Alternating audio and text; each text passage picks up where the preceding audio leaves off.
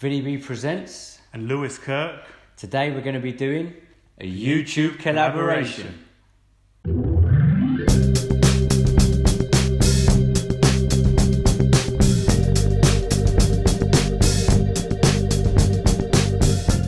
Okay guys, so basically we're two friends. We grew up in the same area in Harrow, the good old days. We've since moved on. I live in North London now. Lewis, where are you now? Up in Corby, Northamptonshire, up north in the rural end. So he's out, but we've kept in contact through social media and stuff, and we're both on the similar paths now. We're both in the vlogging game, and we've met up today to do a little collaboration. So our first one we're going to be doing is what is it, Lou?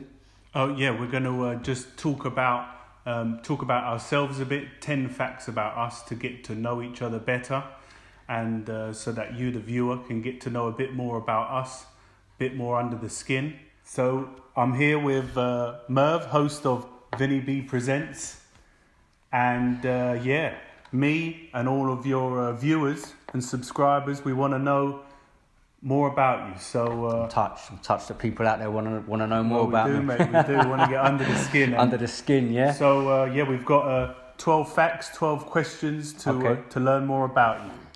Question 1: how did you start vlogging? Well, it's quite interesting, really. I just started filming stuff from my holidays because I want to, like people take photos and stuff, and then the extension of that is video. So I just wanted to just capture memories for myself. Nice. And then I think the time when it changed was when I went to Colombia in 2016. For some reason, I just started doing these little vlogs, diaries, like every day of what we were getting up to. Because before I went to Colombia, everyone was like, just thought it was drugs and women with preconceptions, with big round bums. But there's a lot more to the country. So it's a lovely country, and we had a great time. So I was just doing these little 1 minute sort of Instagram videos, like a diary, sending it out, and it got a lot of traction on Facebook and things like that, and people were like, "Oh, we love your videos." And that's when I first started really editing, putting little videos together, and and eventually came round and just carried on doing it, and then it was like someone actually said to me, a girl called Rohina actually on my Facebook said, "You should start a YouTube channel." And I think that's always a good start when someone says that you should do something as an idea. Yeah, like a request. It's like a request. It's not like I said, right, I want to do this. Someone's told me. And then I thought, why not? And just carried it on going. And this year I finally started a YouTube channel, Vinnie B Presents. So that's my origin story. Great story. How old are you and where are you from? So I'm 34 years of age. I'll be turning 35 in July this year. I'm from although I don't look it, right? So me and Lewis, we grew up together. Lewis is 1 year younger than me. So yeah, we're both coming up to mid-30s, man. But and we're both from Harrow. I mean, I grew up in South Harrow, sort of Norfolk territories. Lewis was in Harrow as well, but you're more West Harrow. West Harrow, Central. Yeah. So we're from Harrow, which is just like the suburb of northwest London. I don't know what Harrow's famous for. Harrow School, which is probably one of the best schools in England. I think there's even a program on it. And just so you know, we didn't go to that school. We walked past it, maybe. We might have rode our bikes up on the hill. But yeah, I went to Rooksheath. Lewis went to a school called Whitmore. But yeah, I grew up in Harrow, but currently live in North London in a place called New Southgate. So yeah, that's my geographical background there. Nice. Where did the name Vinnie B come from? The evolution of Vinnie B. So it's a funny one, really. My name's Mervyn, Merbyn. So I think how it really came about was when I went travelling about 10 years ago. I went to Australia, and whenever people would ask my name, Mervyn, people I'd always get Marvin, Melvin. Oh, okay, yeah. So some people call me Mer for short, but then the last three letters of my name spelled Vin. So it was kind of, I just put Vin, I changed my name on Facebook and it was Vin, like the shortest possible Simple and Yeah, effective. Vin. And then Vin went to Vin. I think when we had the Nintendo Wii, when they had the little avatars, my brother he made a character called Vinnie B, because my surname's Bachelor. Okay. And then it just became Vinnie B. And then when I was thinking, I just thought, Vinnie B Presents had a nice little ring to it. It's got a ring. So it's that was it really. That was the evolution of it. Very, very natural by the sounds of it. Not something that you had to formulate. Just Absolutely. something that. Yeah. But most people will know me as Merv, as you do, because Lewis has grown up with me from good 15 years back now. So most people know me as Merv or Vin. Really, I answer to both. But when I'm in front of the camera, Vinnie B. Superstar in the making. Plus, do you know what I mean? I've watched some sci-fi films, Terminator and stuff, and I think, don't tell them your real name, because the robots will come for you, man. You know what I mean? Watch out. What's your full-time occupation? So currently I work as a firefighter. I've been doing it for 6 and a bit years now. So I really enjoy the job. It's it's a respectable profession. Dangerous, can't it be at times? It can be. So it's a rewarding job, it enables you. The shift patterns a bit different. Took a while to get used to, but it does give you a bit of free time to do things like this, which I like. That's it really. Been there, and I'm still happy doing it for the time being. So proud firefighter, I would say. Cool. What is your heritage? You mentioned. You alluded to it earlier. Yeah, I mean, well, my heritage is interesting because I go to a lot of places, a lot of countries, and people tend to think that I'm from that country, whether it be Egypt, whether it be China or Colombia and Peru. Like a chameleon, like a chameleon. I just blend in, man. I just blend into my surroundings. But I'm my mum's Filipino and my dad's English, so I'm half Filipino, half English. So I'm proud of my heritage. My mum and the Filipino side of the family.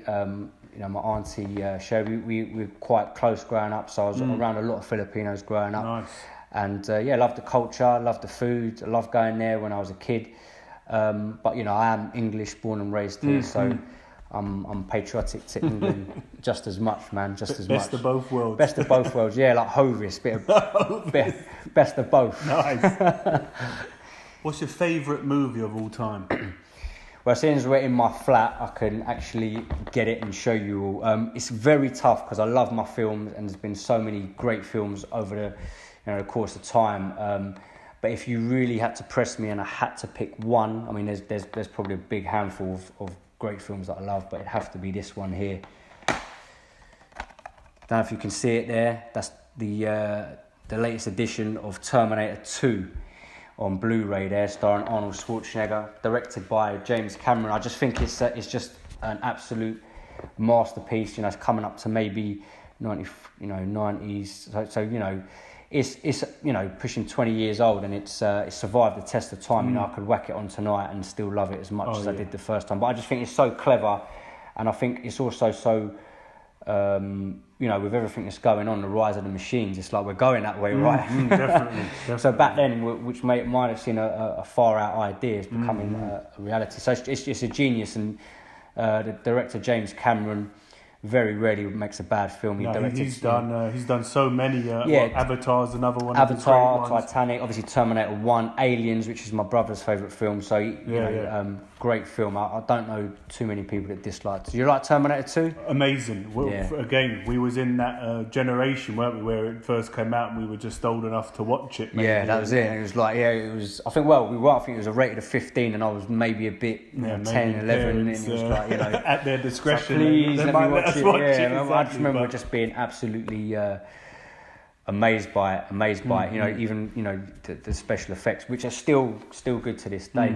And you mentioned the director James Cameron, and it just shows that if you perfect your art, it will go with you everywhere. Well, that's the thing. He is a perfect, because he doesn't make many films. James Cameron, a lot of directors, they churn out quite a lot, but he just does a few films. But when he does, he makes sure that is. I mean, the top.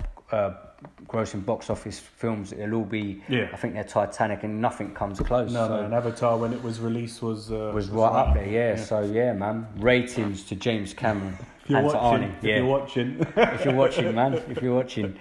So moving on from favourite movie, what about your favourite character in a movie?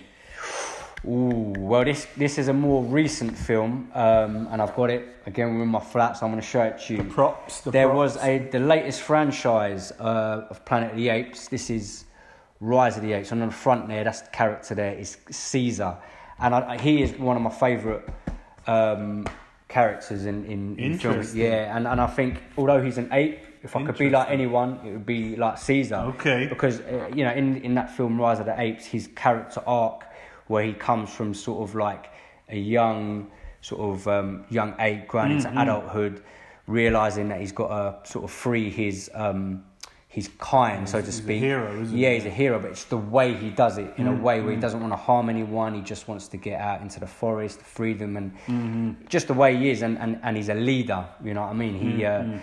He inspires people, and the way he goes about his business, even throughout, into the second one, Dawn of the Apes. Yeah. Have you seen the franchise? I've seen the first. I'm not sure I've seen the second one yet, but yeah, it's really touching film, and it is, man, very emotional, but it's good, very clever film, great film. So yeah, Caesar the Ape is my favourite character, man. Nice. I've got to mention though. Rocky Balboa. Okay, yeah. He's right up there. I mean, it's probably between the two because I mean, Rocky is just inspirational. Such a nice bloke, tough bloke, and just goes to show with hard work, perseverance, man. So he gets mentioned as well. We'll let you have two because it's your channel. Yeah, my channel. Yeah, we'll go Rocky and Caesar. Yeah, Rocky and Caesar. Let's go with them two. Nice. What's your favourite food, Vinnie B? Food, it's tough because I love my food. I'm not a fussy eater. I'll eat anything. But I would say again, we're gonna have to go with two. And I have my family get-togethers with my mum and my auntie, and it's a dish that each one of them make. My auntie's curry goat, just nice. Lovely. Yeah, I just love turning up, just seeing my auntie's curry goat. And my mum makes a dish, paprika chicken, which growing up I always thought was a Filipino dish. Right, okay. Just purely because of the fact that my mum made it, so I thought it was Filipino. By association. But, yeah, exactly. But it turns out it's actually a Hungarian. Oh, really? It's a Hungarian dish. Lewis's wife is Hungarian, so you might have to ask her. Paprika chicken. Yeah, I must. Yeah. Yeah, because I thought it was a Filipino dish, but my mum makes it. So yes, paprika chicken made by my mum and my auntie Shirley's curry goat. Tasty. My two favourite food out there, man. Making me hungry. Well, lunch is coming soon, so nice. Vinnie B, what's your favourite book?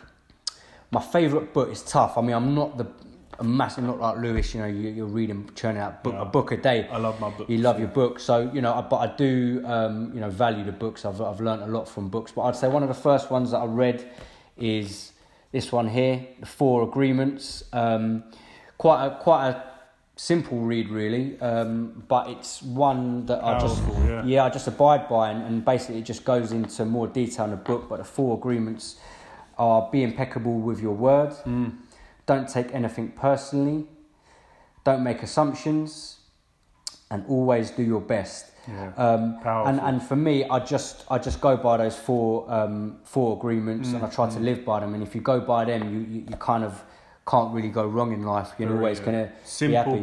Simple but effective. And you've got to apply them to all aspects of life. And I've got it pinned up on my locker at work. Nice. The 4 agreements. Although that a 5th agreement will be written on by someone and as a bit of banter sometimes. Okay. Yeah. But that book always sort of. Although there's a ton, like the films, there's a ton of good books, but I'd say that one is for its simplicity, I think. And it's amazing, isn't it, how the 4 agreements and just some knowledge and information can completely change. It's true, yeah. Because just after I read that book, as soon as you start applying day to day, you realise that's the important thing, isn't it? The application. Yeah, people say things, don't take it personally. Something's going on, and don't assume. Be impeccable, which is quite hard. when you're in these environments where there's a lot of banter. It takes effort. To be impeccable with your word 100%. So you can't do it. But as a guide.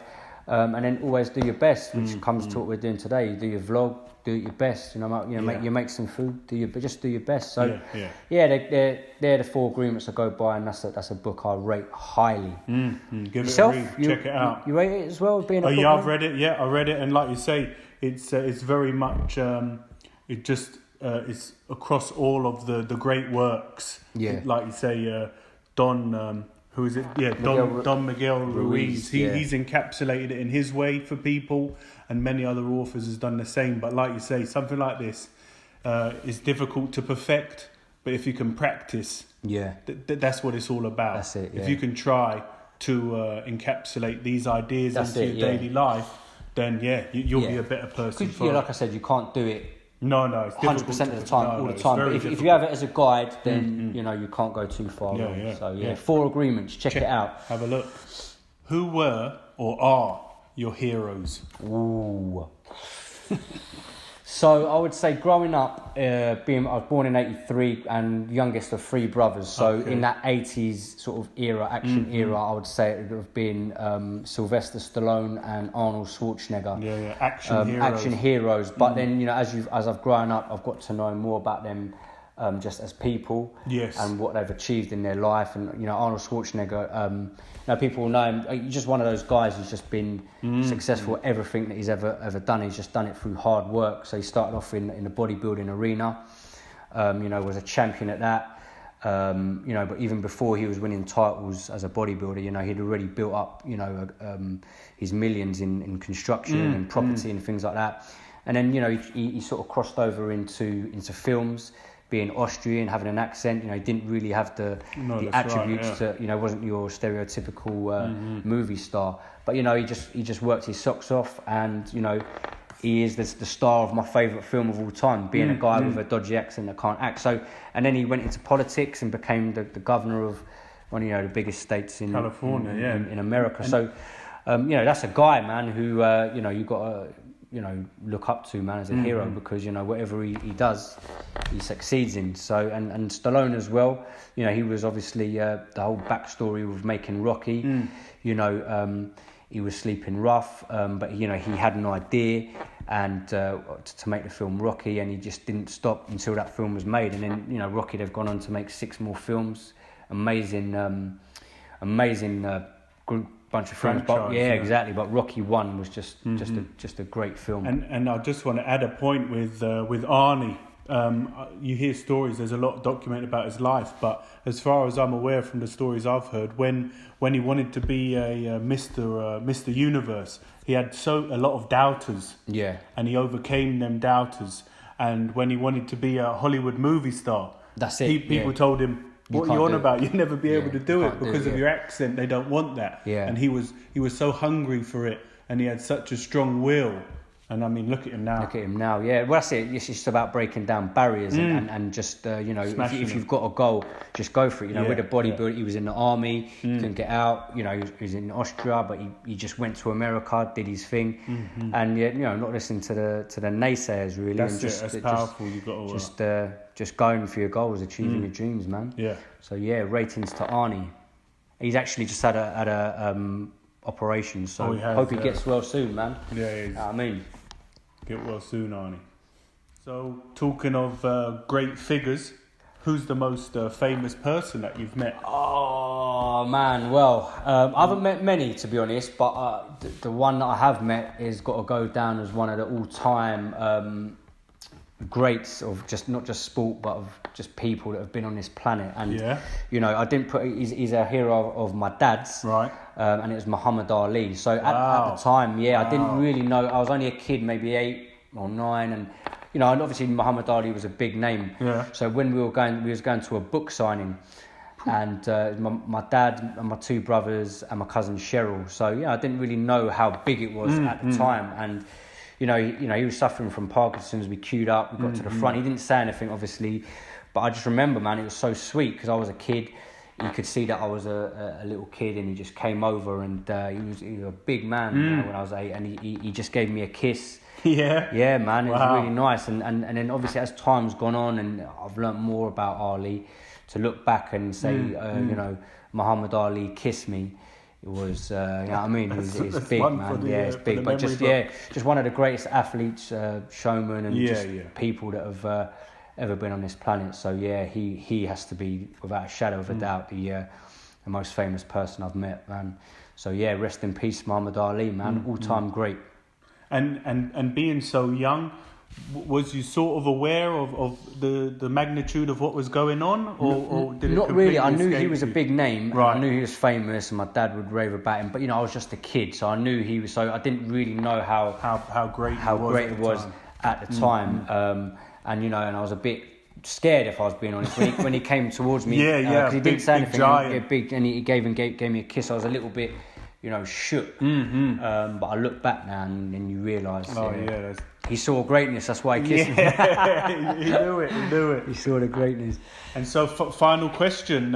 It's been great. It's been really interesting to learn a bit more about you. But last question. What are your goals for this year going forward?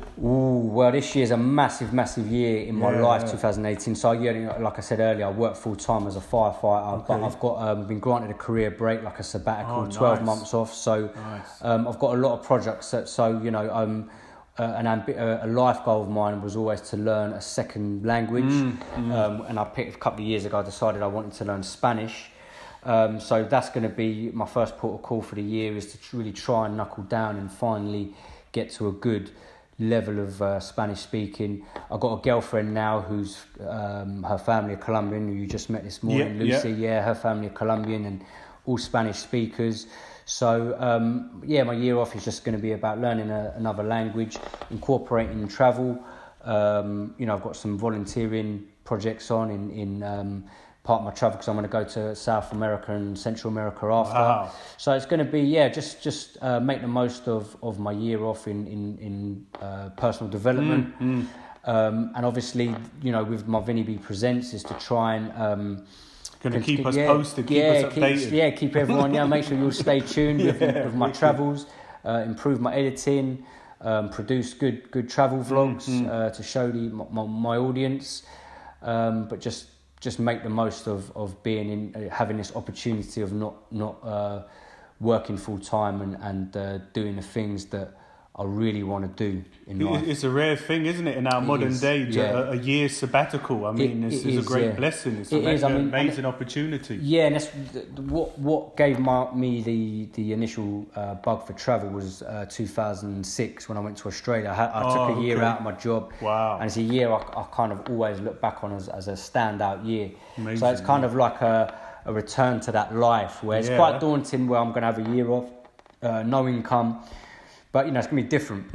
It's going to be different. So it's a big year. So for all the Vinnie B subscribers and followers, keep in touch with this year. It's going to be big. I'm going to be in Barcelona, in Spain, learning Spanish, and then I'll be moving on to Colombia and Central America. So a lot of travel, a lot of study. And I'll be keeping you all up to date with what happens. So they're my goals for the year. Exciting stuff. Yeah, man. So Vinnie B, thanks so much for having me over and doing this collaboration, giving me and your viewers a lot more insight into who you are. All the fans, as I like to call them. All the fans, into who you are and where you come from. Yeah, wicked. It's been great. Yeah, man. Thanks for asking the questions, Lou. Good to have you over. So, guys, make sure you subscribe to our channels. Mine's Vinnie B Presents, so make sure you subscribe. And I'm at Lewis Kirk. And hopefully in the future we've got some more collaborations definitely coming soon, guys. It's been fun, so stay tuned, guys. Stay tuned. If you haven't subscribed to my channel yet, then make sure you do through this link here. Also check out my guy Lewis Kirk's channel through this link here. And also watch this video, Getting to Know Lewis Kirk. Stay tuned for more, guys. Stay tuned for more. Vinnie B Presents.